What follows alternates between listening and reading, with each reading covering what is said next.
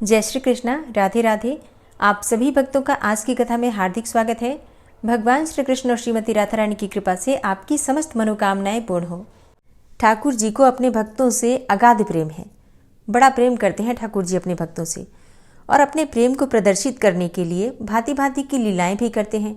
यहाँ तक कि शास्त्रों में और पुराणों में भी ये वर्णन आता है कि ठाकुर जी को अपने भक्त बड़े प्यारे हैं, और ठाकुर जी का अपने भक्तों के प्रति जो प्रेम है उसे दर्शाने के लिए बहुत सारी कथाएं हमारे शास्त्रों में पुराणों में वर्णित है। लेकिन इसके अलावा भी लोगों के अपने अनुभव भी हैं। बहुत सारी सत्य कथाएं भी हैं जो इस कलयुग में भी घटित होती हैं। उनमें से ही एक कथा है त्रिपुरदास जी की। त्रिपुरदास जी भगवान श्री गोवर्धन नाथ श्रीनाथ जी के एक भक्त थे, और उन्होंने एक ऐसी प्रतिज्ञा की थी कि मैं प्रतिवर्ष शीतकाल में अर्थात सर्दियों के मौसम में ठाकुर श्री गिरिराज श्रीनाथ जी के लिए दगला अर्थात अंगरखा भेजा करूंगा। और अपनी प्रतिज्ञा के अनुसार वे प्रतिवर्ष एक अत्यंत बहुमूल्य वस्त्र का अंगरखा सिलवाते थे, फिर उसमें सुनहले गोटे लगवाते थे और बड़े प्रेम से भेजते थे। और यही कारण है कि इनका भेजा हुआ जो अंगरखा था ठाकुर श्रीनाथ जी को अत्यंत प्रिय लगता था, और मंदिर के गोसाई श्री विट्ठल नाथ जी भी बड़े प्रेम से ठाकुर जी को अंगरखा धारण करवाते थे, और ठाकुर जी बड़े प्रसन्न होते थे। लेकिन कुछ समय के बाद कुछ ऐसा समय आया कि राजा ने श्री त्रिपुरदास जी का सर्वस्व अपहरण कर लिया, सारा धन ले लिया। अब श्री त्रिपुरदास जी एक एक आने को और एक एक दाने को मोहताज हो गए। इसी बीच शरद ऋतु अर्थात सर्दी भी आ गई, और तब उन्हें सर्दियों में ठाकुर जी को अंगरखा भेजने की बात याद आई। लेकिन धन का सर्वथा अभाव होने और श्री ठाकुर जी की सेवा से वंचित होने तथा प्रतिज्ञा भंग होने के दुख से इनकी आंखों में आंसू छलछला गए। लेकिन एकाएक पीतल की एक दवात इनकी नजर में आई, जो श्री त्रिपुरदास जी के घर के एक कोने में पड़ी हुई थी। इन्होंने मन में निश्चय किया कि और कुछ तो नहीं है, लेकिन ये जो दवात है इसी को बेचकर श्री ठाकुर जी की सेवा कर देता हूँ।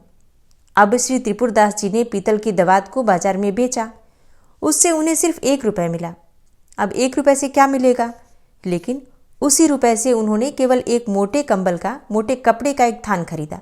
और ये बहुत पहले की बात है, तो उस समय में चीज़ें सस्ती मिलती थी, कपड़े भी सस्ते मिलते थे। लेकिन 1 रुपये में उनको वैसा कपड़ा नहीं मिला जैसा कि वो भेजा करते थे। लेकिन फिर भी प्रतिज्ञा भंग न हो इसलिए उन्होंने वो कपड़ा लिया और उसे लाल रंग में रंग दिया। परंतु फिर भी इनका साहस नहीं हुआ कि ऐसे साधारण वस्त्र को लेकर हम कैसे श्री गोसाई जी के पास जाएं, क्योंकि हमेशा ये बहुत अच्छे वस्त्र लेकर गोसाई जी को दिया करते थे। अतः उसे घर में ही रख लिया और सोचा था कि श्री गिरिराज जी की ओर से कोई आएगा तो उसके द्वारा भिजवा दूंगा। मतलब खुद नहीं जाना चाहते थे, क्योंकि उनके मन का वस्त्र नहीं मिला था। प्रतिज्ञा पूरी करनी थी तो कोई आएगा तो भिजवा दिया जाएगा, ऐसा उन्होंने मन में विचार किया। अब इसी बीच क्या हुआ कि गोसाई जी के यहाँ से कोई सेवक आया हुआ था, तो वो उनको आसानी से सहज ही दिख गया अपने आसपास। फिर तो उन्होंने वो वस्त्र उस सेवक को देकर कहा कि आप इसे भंडारी जी को दे देना। और यद्यपि यह वस्त्र तो श्री गोसाई जी के किसी दास दासी के भी पहनने योग्य नहीं है, तो भी मुझ दिन की यह तुच्छ भेंट ले जाइए और भंडारी जी को दे दीजिएगा। परंतु एक बात का ध्यान रखिएगा, मेरी आपसे ये प्रार्थना है कि इस वस्त्र का समाचार श्री गोसाई जी को मत सुनाइएगा। अब उस सेवक ने श्री त्रिपुरदास जी के इस वस्त्र को लेकर भंडारी के हाथ में दे दिया, और उस भंडारी ने उस वस्त्र को बिछाकर उसके ऊपर श्री ठाकुर जी के श्रृंगार के और बढ़िया वस्त्र रख दिए। परंतु परम स्नेही ठाकुर श्रीनाथ जी से भक्त के इस प्रेम के उपहार की उपेक्षा सही नहीं गई, और वे व्याकुल होकर बोले कि मुझे बड़े जोर से ठंड लग रही है, शीघ्र ही इसको दूर करने का कोई उपाय करो। तब श्री गोसाई जी ने बहुत से सुंदर वस्त्र श्री अंग पर चढ़ाए, परंतु ठंड नहीं गई। तब श्री गोसाई जी ने अंगीठी भी जलाई, फिर भी ठंड दूर नहीं हुई। तब श्री गोसाई जी के ध्यान में आया कि किसी भक्त पर अनुग्रह करने के लिए प्रभु यह लीला कर रहे हैं। अतः तुरंत ही उन्होंने सेवक को बुलाकर पूछा कि इस वर्ष किस किस की पोशाकें आई हैं। किताब बही खोलकर सेवक ने सबका नाम सुनाया, परंतु त्रिपुरदास जी का नाम ही नहीं लिया। अब गोसाई श्री विट्ठल दास जी ने कहा कि मैंने भक्त त्रिपुरदास का नाम नहीं सुना, क्या इस वर्ष उनके यहाँ से पोशाक नहीं आई है? सेवक ने कहा, उनका सब धन नष्ट हो गया है, इसलिए उनके यहाँ से मोटे कपड़े का एक थान आया है। मैंने उसे और पोशाकों के नीचे रख दिया है। अब श्री गोसाई जी ठाकुर जी के मन की बात समझ गए। वो समझ गए कि प्रेम प्रवीण प्रभु तो भक्तों के भाव को देखकर उनके प्रेमोपहार को सहर्ष स्वीकार करते हैं। आज्ञा दी कि उसी कपड़े को शीघ्र लेकर आओ। अब सेवक थोड़ा अनमना सा हुआ और अनमना सा होकर ही उस कपड़े को लेकर आया। वो तुरंत ही श्री ठाकुर जी के दर्जी को बुलाकर उस कपड़े को नाप साध कर कटवा कर अंगरखा सिलवाया गया। श्री गोसाई जी ने तुरंत उस अंगरखे को श्री ठाकुर जी के श्री अंग में धारण कराया। तब श्री ठाकुर जी ने बड़े भाव से भरकर कहा कि अब हमारा जाड़ा अर्थात ठंडक दूर हो गया है। ऐसे हैं हमारे ठाकुर जी, भक्तों के भाव पर ही रीझ जाते हैं और हम सबके मन में भी ठाकुर जी के प्रति इतनी श्रद्धा, इतनी भक्ति, इतना भाव जागृत हो।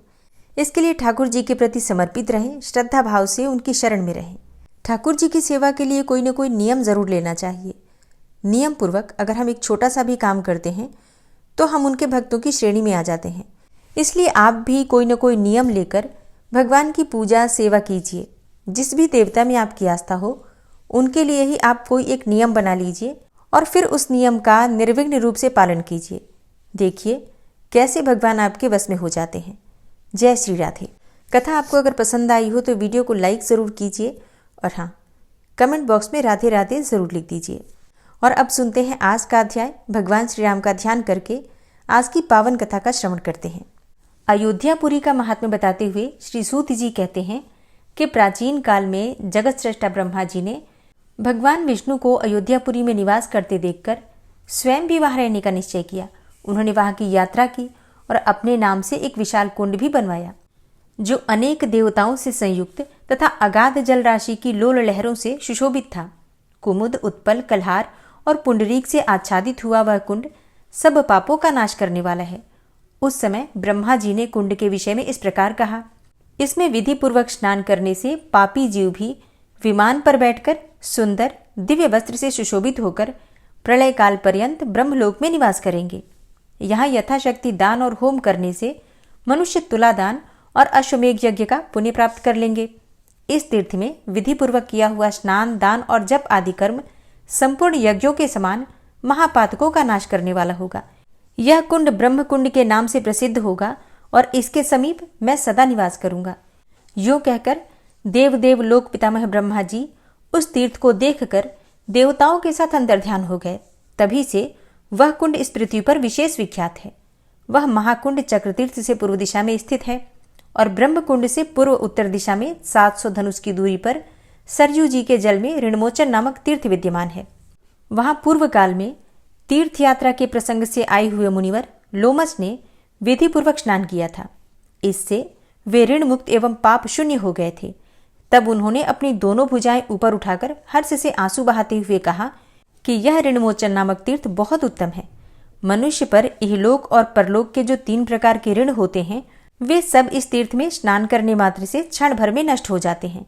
इसलिए यहाँ फल की इच्छा रखने वाले पुरुषों को श्रद्धापूर्वक विधि के साथ यथाशक्ति स्नान और दान करना चाहिए। इस प्रकार तीर्थ का महात्म्य बतलाकर मुनिश्रेष्ठ लोमस उसके गुण की प्रशंसा करते हुए अंतर्ध्यान हो गए। ऋण मोचन तीर्थ से पूर्व दिशा में 20 धनुष की दूरी पर पाप मोचन तीर्थ है। यह भी सरयू के जल में ही है। वहां स्नान करने से मनुष्य उसी क्षण सब पापों से मुक्त होकर शुद्ध चित्त हो जाता है। पांचाल देश में नरहरि नाम से प्रसिद्ध एक ब्राह्मण था जो दुष्टों के संग के प्रभाव से पापात्मा हो गया था। उसने ब्रह्म हत्या आदि अनेकों प्रकार के पाप किए थे। पापियों के संसर्ग में आकर वह तीनों वेदों के मार्ग की निंदा करता था। वह किसी समय साधुओं के साथ तीर्थ यात्रा के प्रसंग से अयोध्या जी में आया। उस महापातकी ब्राह्मण ने साधु संग से पापमोचन तीर्थ में स्नान किया। फिर तो उसी क्षण उसकी सारी पाप राशि नष्ट हो गई और वह निष्पाप होकर दिव्य विमान पर बैठकर विष्णु धाम में चला गया। मनुष्यों को सब पाप की शुद्धि के लिए वहां माघ कृष्ण चतुर्दशी को विशेष रूप से स्नान और दान करना चाहिए। अन्य समय में भी स्नान करने पर सब पापों का क्षय हो जाता है। पापमोचन तीर्थ से पूर्व दिशा में 100 धनुष की दूरी पर सहस्त्रधारा नामक उत्तम तीर्थ है जो सब पापों का नाश करने वाला है। उसी में शत्रु वीरों का नाश करने वाले वीरवर लक्ष्मण जी श्री रामचंद्र की आज्ञा से योग शक्ति द्वारा प्राण त्याग कर अपने शेष नामक स्वरूप को प्राप्त हुए थे। एक धनुष का प्रमाण 3.5 हाथ माना गया है और 4 हाथ का एक दंड बताया गया है। पहले की बात है कि रघुकुल नायक श्री रामचंद्र जी देवताओं का कार्य पूरा करके काल के साथ बैठकर एकांत में मंत्रणा कर रहे थे।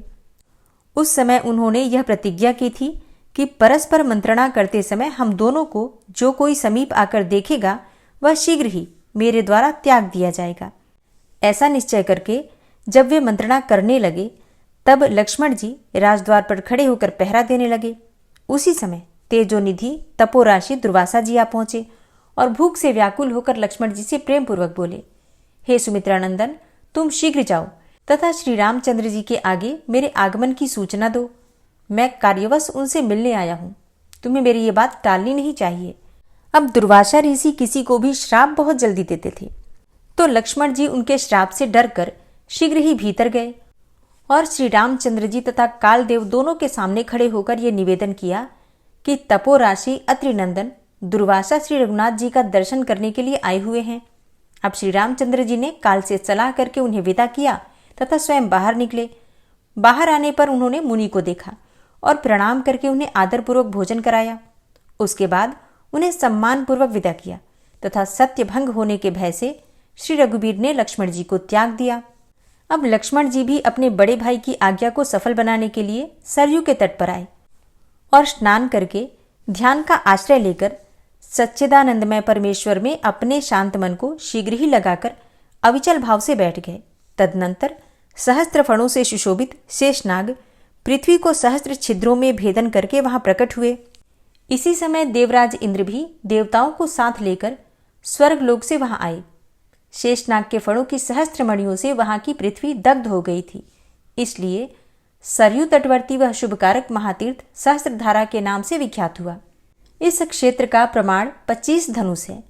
इस तीर्थ में मनुष्य श्रद्धापूर्वक स्नान, दान और श्राद्ध करने से सब पापों से शुद्ध होकर भगवान विष्णु के लोक में जाता है। इसमें स्नान करके अविनाशी भगवान शेष की विधि पूर्वक पूजा करने वाला मनुष्य वैकुंठ धाम को प्राप्त होता है। अतः इस तीर्थ में विधिवत स्नान करना चाहिए। श्रावण के शुक्ल पक्ष में जो पंचमी तिथि होती है उसमें यहाँ नागों के उद्देश्य से यत्नपूर्वक उत्सव करना चाहिए। उस उत्सव में पहले शेष नाग का पूजन करना उचित होता है। नाग पूजा पूर्वक ब्राह्मण को भक्तिपूर्वक संतुष्ट किया जाए तो सभी सर्प प्रसन्न होते हैं और प्रसन्न होने पर वे मनुष्यों को कभी पीड़ा नहीं देते हैं। जो वैशाख मास में एकाग्र चित्त होकर यहाँ स्नान करते हैं उनकी पुनरावृत्ति नहीं होती, अर्थात उनका पुनः जन्म नहीं होता। इसलिए मनुष्यों को इस तीर्थ में यत्नपूर्वक वैशाख मास का स्नान, दान और श्रीहरि का पूजन और ब्राह्मणों का सत्कार करना चाहिए। जो बुद्धिमान मनुष्य इस तीर्थ में अपनी शक्ति के अनुसार विधि पूर्वक स्नान, दान आदि करता है वह शुद्ध चित्त होकर इस लोक में प्रचुर सुखों का उपभोग करता है और भक्ति भाव के प्रभाव से अंत में शेषशायी भगवान विष्णु का सायुज्य प्राप्त कर लेता है। सूत जी कहते हैं कि स्वर्ग द्वार नाम से प्रसिद्ध तीर्थ सब पापों को दूर करने वाला है और स्वर्ग द्वार के महात्म का विस्तार पूर्वक वर्णन करने में तो कोई भी समर्थ नहीं है, इसलिए संक्षेप से सुनो। सरयू के जल में सहस्त्रधारा तीर्थ से लेकर पूर्व दिशा में 636 धनुष तक पुराण के ज्ञाताओं ने स्वर्ग द्वार का विस्तार बतलाया है। सब तीर्थों में स्नान करने का फल अपने को प्राप्त हो ऐसी इच्छा रखने वाले पुरुष को यहाँ विशेष रूप से प्रातःकाल स्नान करना चाहिए। स्वर्ग द्वार में जो जप, तप, हवन, दर्शन और ध्यान, अध्ययन एवं दान किया जाता है वो सब अक्षय होता है। सहस्त्रों जन्मांतरों में पहले जो पाप संचित किया गया है वह स्वर्ग द्वार में प्रवेश करने मात्र से तत्काल नष्ट हो जाता है। ब्राह्मण, क्षत्रिय, वैश्य और शूद्र, वर्णशंकर, म्लेच्छ, संकीर्ण पाप योनि, कीड़े मकोड़े, मृग, पक्षी जो भी स्वर्ग द्वार में काल से मृत्यु को प्राप्त होते हैं वे सब हाथ में कौमोद की गदा लेकर गरुड़ ध्वज रथ पर आरूढ़ होकर सुंदर कल्याणमय वैकुंठ धाम में जाते हैं।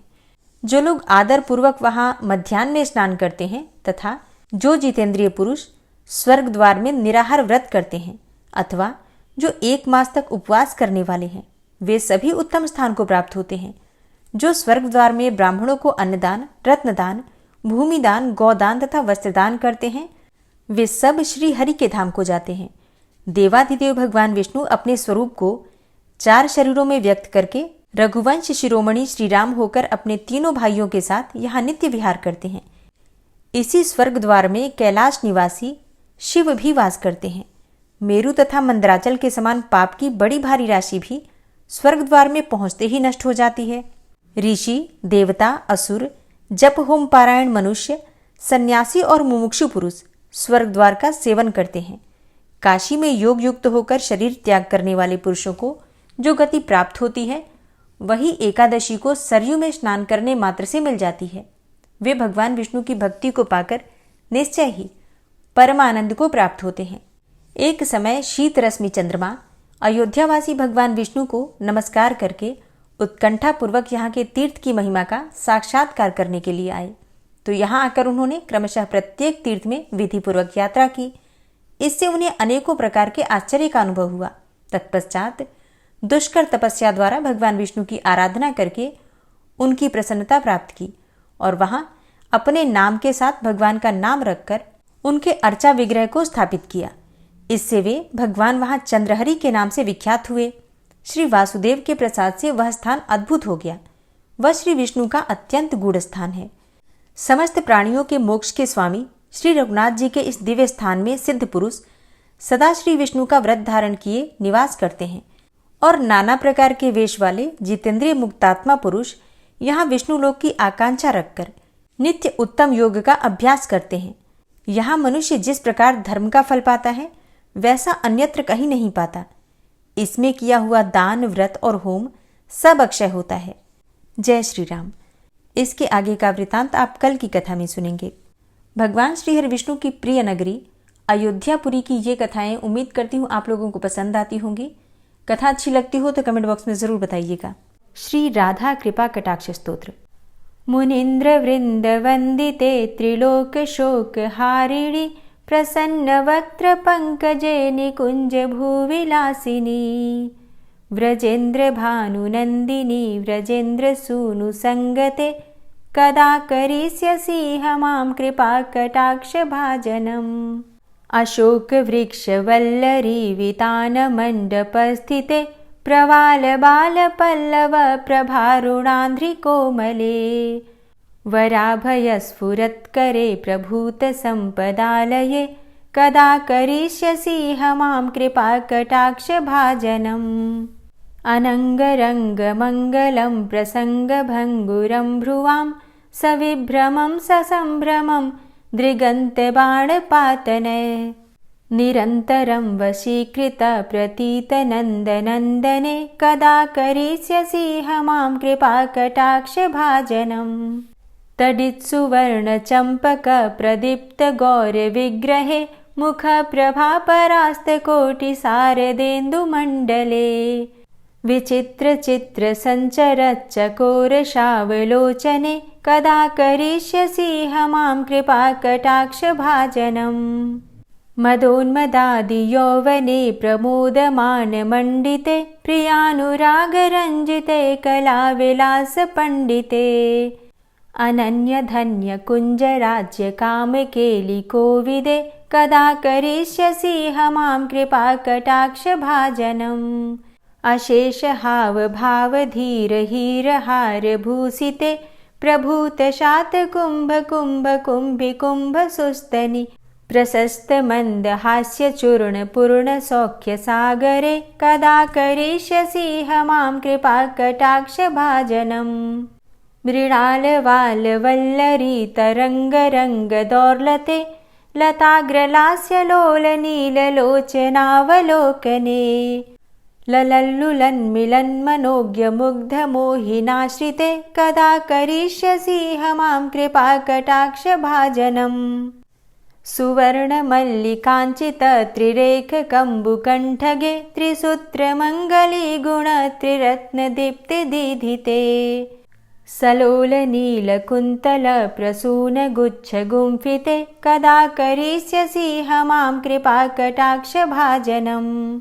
नितंब बिंब लंबमान पुष्प मेखला गुणे प्रशस्त रत्न किंकिणी कलाप मध्य मंजुले करींद्र शुंड दंडिकावरोह शोभ गोरुके कदा करिष्यसि मां कृपा कटाक्ष भाजनम्। अनेक मंत्रनाद मंजुनूपुरारवस्खलत् समाज राजहंस वंश निक्वडाति गौरवे विलोल हेमवल्लरी विडम्बिचारु चङ्क्रमे कदा करिष्यसि मां कृपाकटाक्षभाजनम् अनन्तकोटिविष्णुलोकनम्रपद्मजार्चिते हिमाद्रिजापुलोमजा विरिञ्चिजावरप्रदे अपार सिद्धिरिद्धिदिग्धसत्पदाङ्गुलीनखे कदा करिष्यसि मां कृपाकटाक्षभाजनम् मखेश्वरी क्रियेश्वरी स्वधेश्वरी सुरेश्वरी त्रिवेदभारतीश्वरी प्रमाणशासनेश्वरी रमेश्वरी क्षमेश्वरी प्रमोदकाननेश्वरी व्रजेश्वरी व्रजाधिपे श्रीराधिके नमोऽस्तुते इतीममद्भुतं स्तवं निशम्य भानुनन्दिनी